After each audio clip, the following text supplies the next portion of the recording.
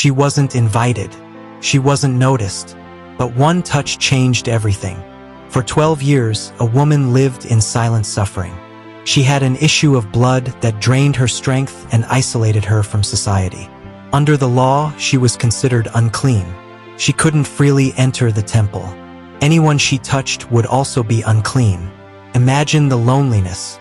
12 years of weakness, whispers, and rejection. She tried everything. Doctors, treatments. She spent all she had, but only grew worse. Her money was gone.